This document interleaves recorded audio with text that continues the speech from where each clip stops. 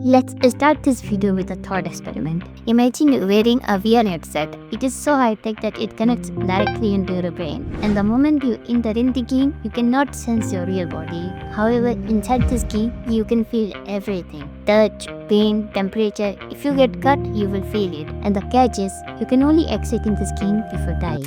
How would you tell if you are inside this game? How would you know that? Though this question might sound like a science fiction, it resembles to a very famous hypothesis known as the simulation hypothesis. This theory was proposed by this guy, Nick Bostrom. This guy said that at least one of these three statements must be true. Either civilization never becomes advanced enough, meaning they eventually kill themselves or die somehow. Second, they choose not to run simulation. Maybe it's not possible, or maybe they're just not interested in it. Or third, they do build simulation. And if they do, the chances of us being in the millions of fake realities, in fact, statistically, you are more likely to be inside a simulation than in reality. At first, it might sound like a philosophy, but there are lots of proof to it.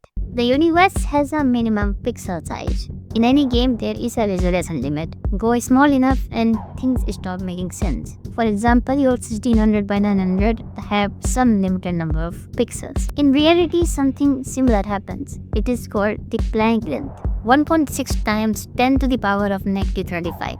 If you go below this scale, our physics just breaks, completely falls apart. Basically like an error. This is very suspicious and similar to the running game. Second, our universe seems to have a limited number of frame rate. In a game, we have a limited number of frame rate like 60, 120, or some certain player have even up to 240. In real world, we basically see things at the frame rate of speed of light. But why would there be a universal maximum? Why at 299,792 blah blah blah meter per second? Why? In computing, a speed limit usually means one thing. It is a maximum processing speed.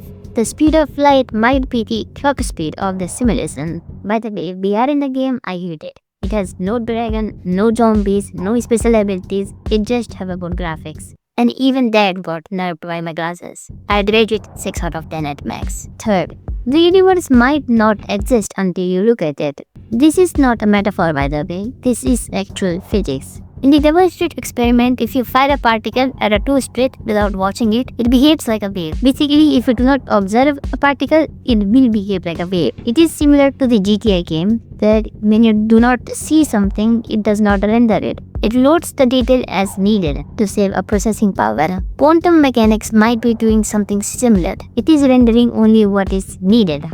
The problem with this theory is just that if we are in a perfect simulation, there is no way to prove it from inside. Because everything you measure is a part of the system. It's like a game character trying to prove he's in the game. Bye.